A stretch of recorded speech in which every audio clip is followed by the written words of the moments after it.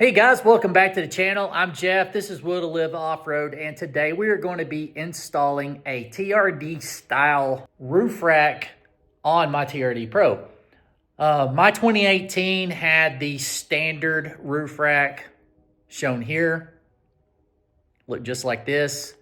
If you've got something that looks different than that, I do apologize. I just took my front runner roof rack off of mine. So right now it has a naked roof. What I will do is put the factory rack back on just so I can show you how to properly remove the caps and get the hardware uninstalled and easily be able to remove that. That shouldn't take you but probably 5 to 10 minutes to do it. Probably take you longer to get the plastic caps off of the rails. But we'll show you how to do that. What we're going to be doing is installing the Trumgeta style TRD Pro style roof rack that retails for about $4.59. Shipping is very fast. Usually within 3 to 10 days, you will have your product. What we're going to determine today is, does it look factory? Does it look OEM? What's the fit and finish? And above all else, how easy is it to install? It should not be too terribly hard. I have read a few reviews where the instructions might be a little bit hard to follow, so that's where I come in. I am going to make this hopefully a little more clear, and you can watch me struggle through it. If I have any problems, we can correct that, and that'll just help you to be able to better understand how to do your install and whether or not this is some product that you would like to install on your 4Runner. Now, this will fit pretty much any 5th gen 4Runner. I guess first things first, let's open it up, take a look at it, see how they ship it, and then we'll get cracking getting it installed on the 4Runner.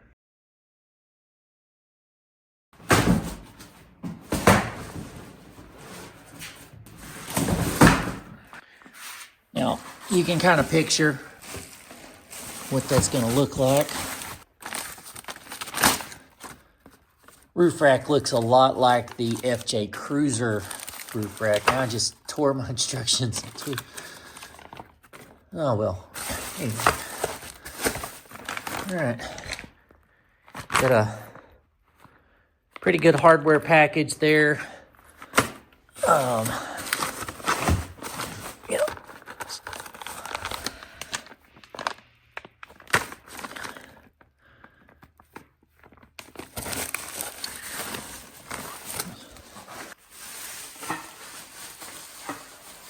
Well, by the feels of it, I mean, that feels really substantial.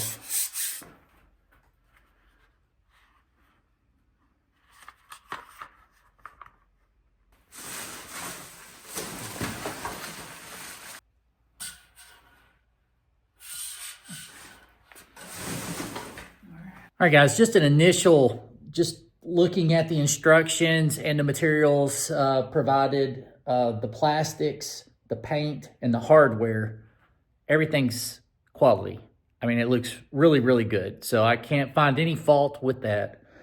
Instructions were a little bit on the small side, and they are also torn at this point because I got aggressive with it and didn't realize that it was stuck to that. So at any rate, we should be able to read most of that and be able to figure it out. But all right, when we get back, I will temporarily put my original OEM roof rack back on there, or not the roof rack, but you know what I'm talking about. But anyway, I'm going to put that back in place so we can actually play with taking that off, and we'll put this on there. And if you're wondering, why are you taking that off to put this on? It's a good question. One, I just got tired of how poor this looked. Functionally, there's nothing wrong with it, but the paint's just peeling off of it, and it just has a really low aesthetic quality to it. There's a lot of other drill and no drill full-length roof racks that just have a little bit better appearance, and so I just wanted to do something different. So thought about just going completely naked on the roof, but I thought, well, those TRD Pro roof racks do look really cool. They're not necessarily the most functional thing, but if all I'm doing is throwing some gear on the top and just trying to alleviate some of the junk that gets thrown into the back, this is more than capable of handling that. We're not going to be putting a rooftop tent on top or anything like that. I prefer to wheel without all that extra weight on the top.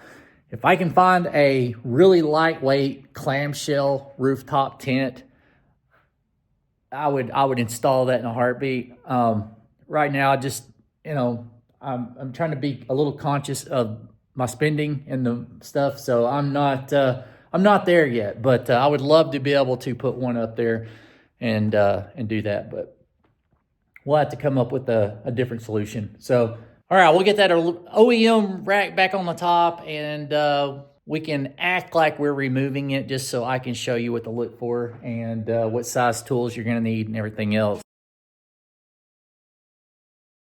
Factory roof rack would look something like this, and almost everything that I have found on the internet shows using a towel or something to get some mechanical leverage, push down here and pop that loose. It's going to take a little bit of effort, and all you have to do with this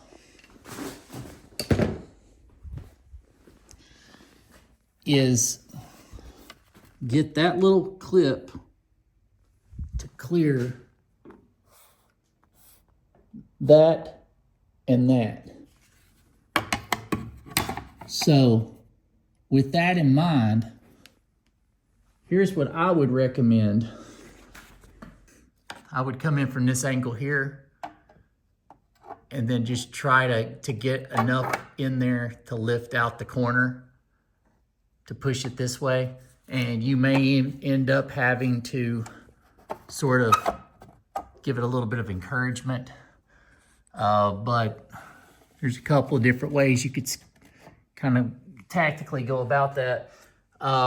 You could also use, they have a couple of different body panel removers. You could put one underneath the corner and make sure that it's pointed, oh goodness gracious. Make sure that it's pointed straight in, and then use that to come off of. But when you go to do this, here's what's gonna happen.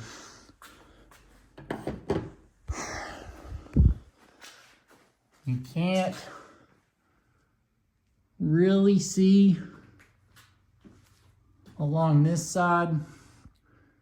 There's a couple of little tiny marks right at the top. You can see it in the sun. But let me see if you can see that. Can you see that? That is a pretty good depression. Yeah, you can see it there. Right there. And that's just simply from pushing down to get that off. The rolled up towel trick, it would have to be a very, very firm something to go all the way across, but anything that you're pushing down, this sheet metal doesn't take much to get a little wrinkle. Be aware of that. And all you're doing is just getting a tiny, tiny little cap to release from these 2 points. So, I mean, the bigger screwdriver you can get, if you can work it in the corner and just twist it, you'll pop those caps off. With the cap free, you're gonna have these two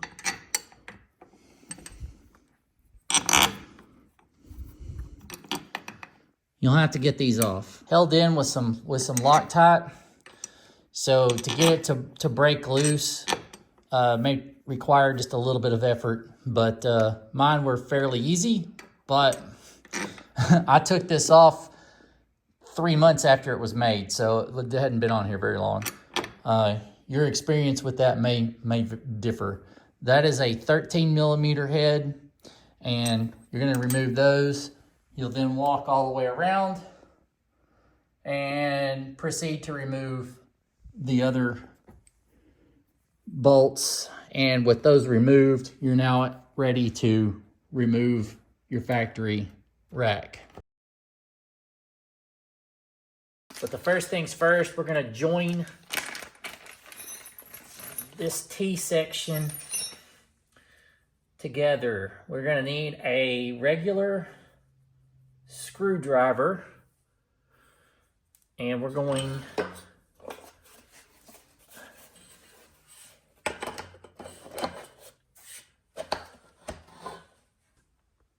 it's got just a little bit of resistance to it, so you want to get that completely seated in there.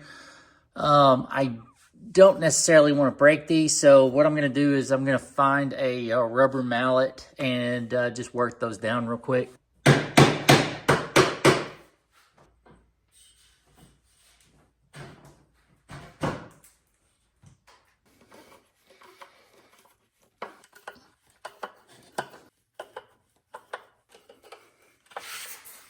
All right, with the two sides put together, the next thing we're going to do is going to be working on the ends right here.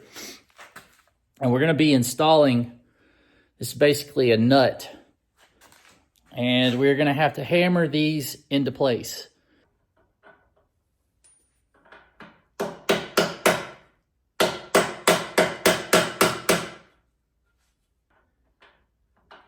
right, just like that.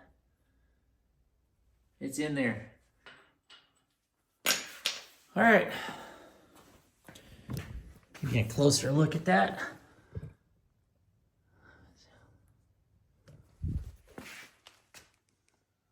Now, you'll have some bolts that are in your hardware kit. It's the smaller ones that we're going to use to attach the feet to your rack. First thing that goes on will be your lock washer, and then install flat washer. Feet are going to just slide on here, or these pads are. Make sure that your these part where your bolts are going to attach to the body of your vehicle, make sure they're to the outside. All right, ran into an issue here. I'm going to let them know that this washer is supposed to go in here. And that washer, even with like a lot of encouragement, is well back of being able to go into that hole. So what I'm going to do, since essentially all we're doing is just making sure that that lock washer doesn't move and it doesn't back off, I just found I'm going to use another nut, and that will kind of grab in there pretty good, and it'll keep it from pulling the head through, basically. So that's what I had on hand, and that's what we're going to use. So, but I could not get that flat washer. It looked like it was going to turn the bolt sideways. It's going to make it really difficult to get that actually to center up in that hole. Let me get this over here where you can see what I'm doing.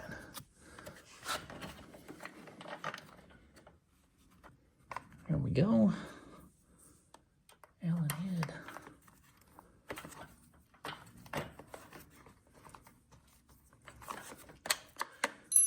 All right, now with some of that slack taken out of those, we're going to just slide that further down and finish tightening our bolts. It's going to hear it. There we go. That's good. All right, now I'm going to repeat this step on the other side. On the mounting bases for the rear, the washer apparently didn't have a problem going in there and being flat on this one. So it very well could have just been not holding my mouth right or something, but it seemed it was going in at a very awkward angle, but it works as it should on this side. So anyway, what we're going to do now is install the base. You want to make sure that you're matching left hand to left hand, and this little cavity should go over that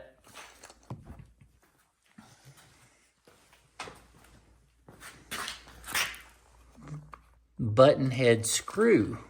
So you'll sit it something like this, and it'll just cover. I can't quite get that down low enough. I can see that like that. It'll just go like that.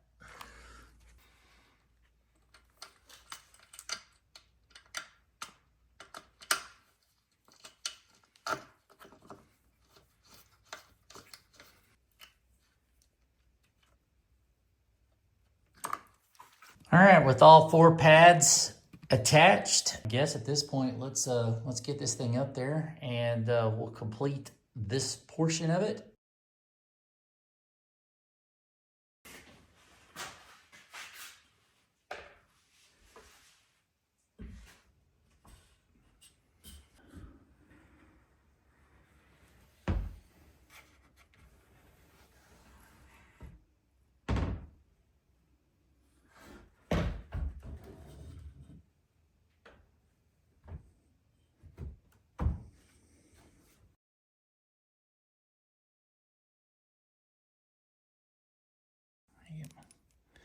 It's gonna go right down in here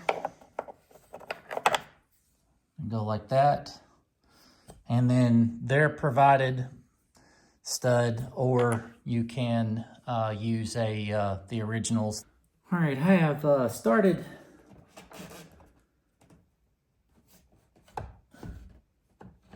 with the front passenger side first. So I got that kind of moving there. I'm gonna get these bolts started. Not tightened at all, just trying to get everything turned the right way.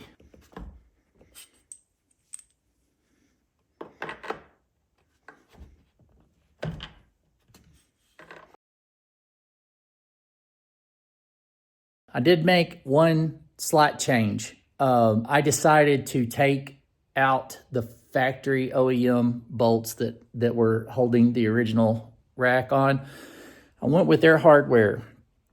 I will show you the reason why I decided to do that. Real quick, I absolutely destroyed a can of RTV gasket material. It went everywhere.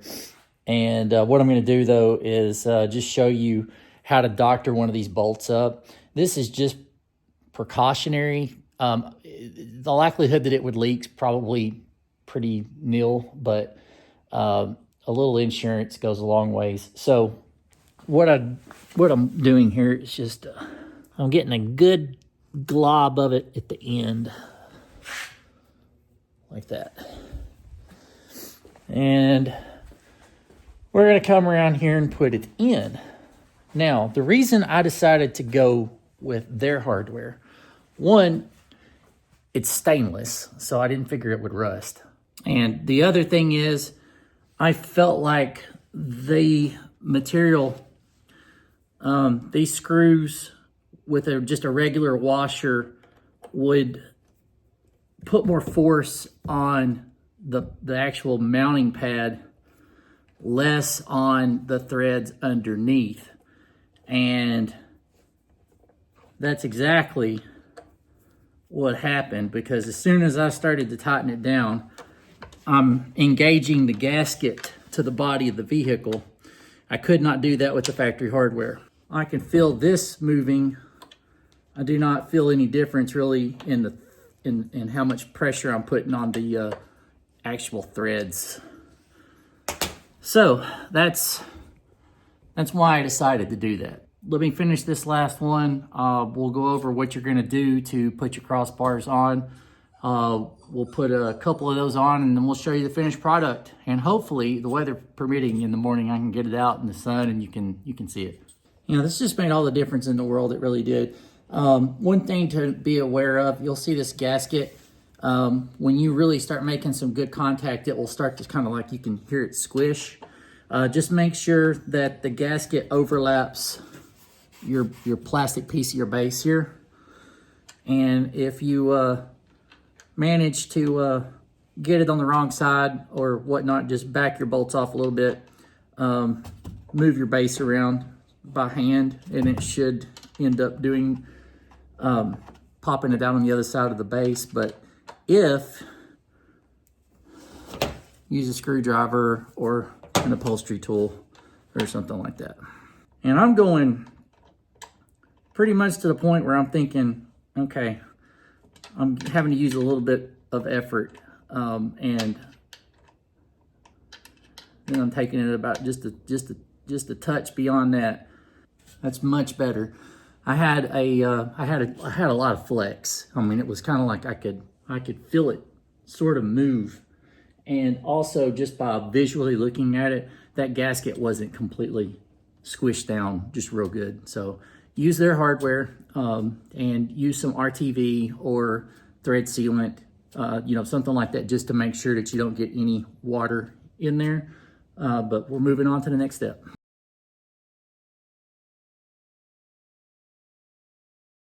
All right, guys, I hope I'm in frame, at least a little bit, because your crossbar. Now, you have adjustability here and here. To put them on, you're going to loosen the little nut off here. We're going to be left with this piece. And then you have this part that will lay on the top of the bar on the rack. This gets one of these pads, which will go in here. It's going to remove the backing. Sarge, what do you got? What is that? What are you eating? All right, I'm gonna lay that in here.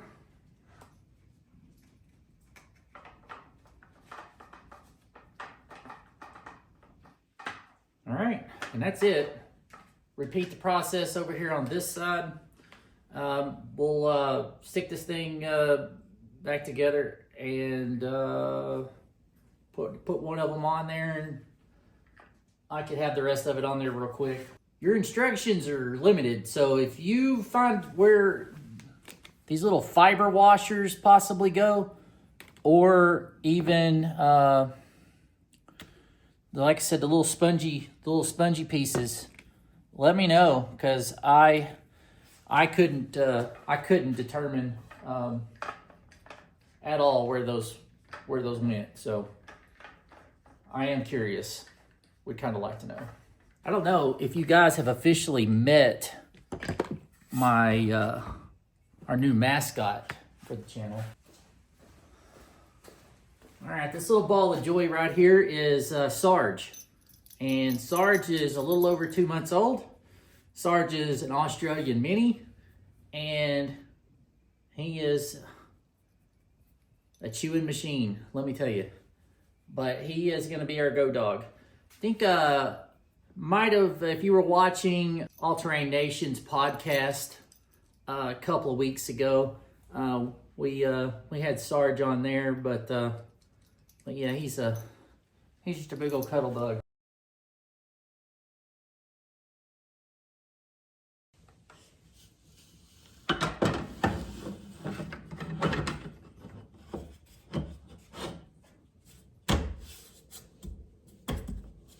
All right, and it works just like a clamshell, so keep those a little tight so they don't move around. We're gonna put that bottom piece on there, and we will repeat that process 4 times over.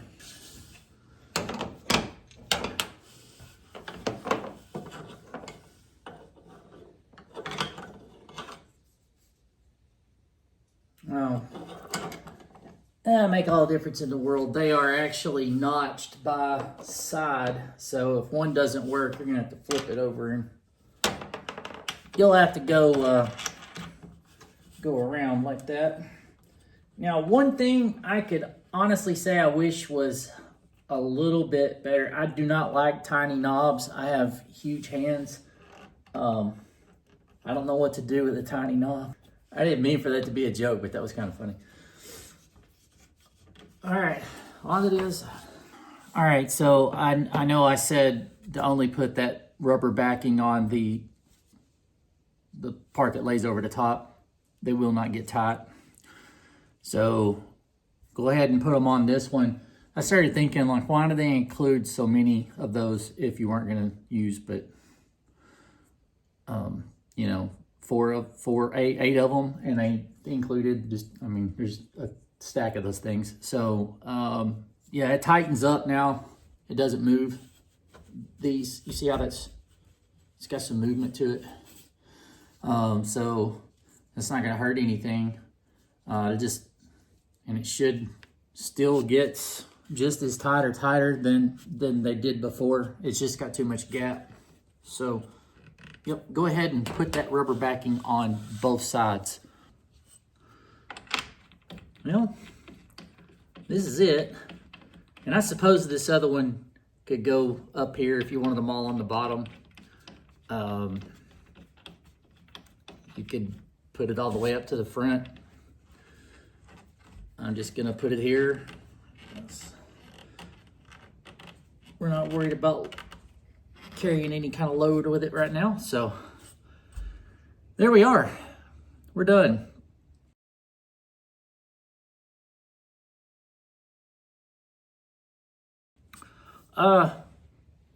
Takes a little bit longer to install than I kind of initially thought that it would. I would say all in all, I have spent probably a solid hour, probably an hour. I put an hour into it. But it's taken me obviously longer than that. But I mean, just to sort your stuff out, you know, line it up and not get in too big of a hurry with things. At least allow an hour. I think an hour you could probably knock it out. You are going to need Phillips head screwdriver. You are going to need some basic hand tools, an upholstery remover to start the process to take the old one off. You're going to need a 13 millimeter socket to get the factory studs out, bolts out. That's really it. They provide the tools to put all of this together. Again, just being very mindful of the rubber gaskets. You want to make sure that you are properly seated there. And these are going to need both. The upper and the lower portion of this are going to need the little rubber pads. But and that gets really tight. So no issues there at this point. I like it. It changes the complete look of this vehicle, and hopefully we can get some outside shots from further away with a little bit better lighting, possibly in the morning.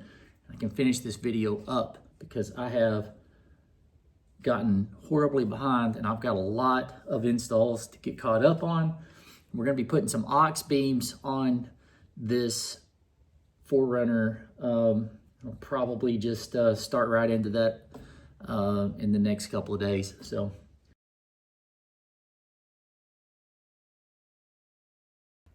well, guys, there it is. The Trumgeta TRD Pro style roof rack for the 5th Gen 4Runner. And guys, if you haven't done so already, please subscribe to the channel. Leave us a comment, give us a like. We will see you later.